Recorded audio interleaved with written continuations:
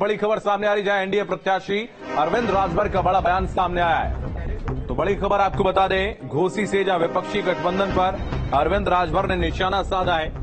विपक्ष के झांसे में जनता नहीं आने वाली है। घोसी का चुनाव विकास के मुद्दे पर हो रहा है, जाति पर नहीं। घोसी लोकसभा सीट पर प्रचंड जीत हासिल करेंगे। तो एनडीए प्रत्याशी अरविंद राजभर का बड़ा बयान सामने आया। विपक्षी गठबंधन पर जमकर निशाना साधा। विपक्ष के झांसे में जनता नहीं आने वाली है।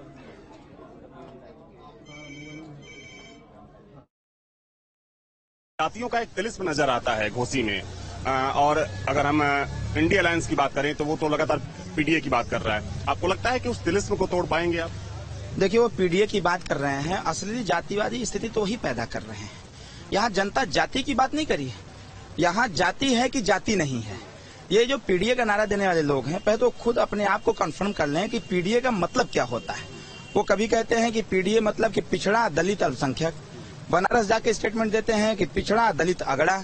जब आप जैसे पत्रकार उनसे प्रश्न करते हैं कि पहले आप कंफर्म हो जाइए कि आप किसके साथ चलना चाहते हैं। आज बड़े पैमाने पर इस घोसी लोकसभा में मुस्लिम समुदाय के लोग कहीं न कहीं भारतीय जनता पार्टी के पक्ष में मतदान करने के लिए तैयार हैं। मतदान क्यों कर रहे हैं? क्योंकि भारत सरकार की 158 योजनाओं का लाभ अगर देखा जाए तो सबसे ज्यादा मुस्लिम कम्युनिटी के लोगों ने लेने का कार्य किया है।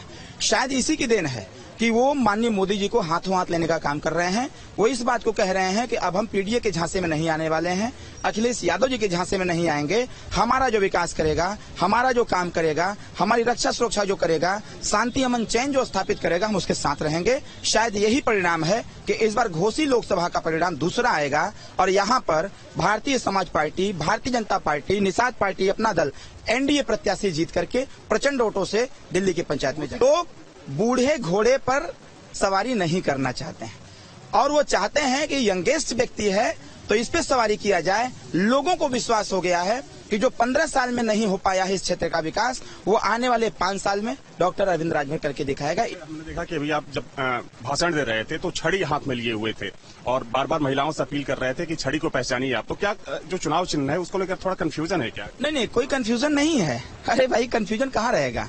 क्योंकि कंफ्यूजन का कोई सॉल्यूशन नहीं होता है ना, उसको बैठ के ही बात की जा सकती है। कोई कंफ्यूजन नहीं है।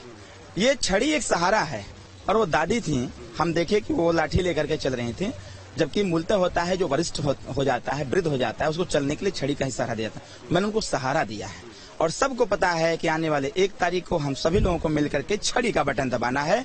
बस उसी चीज को मैं बार बार याद दिला रहा था कि क्योंकि चुनाव का समय चल रहा है, कैंपेन का समय चल रहा है, तो सबको याद दिलाने तुरंत आवश्यक है। इसलिए मैं बार बार याद दिला रहा था कि छड़ी का निशान यहाँ पर अपना है। धन्यवाद आपका। तो देखिए, अरविंद राजभर युवा प्रत्याशी हैं और इनका दावा है कि इस बार जो जातीय संरचना है वो पीछे छूट जाएगी।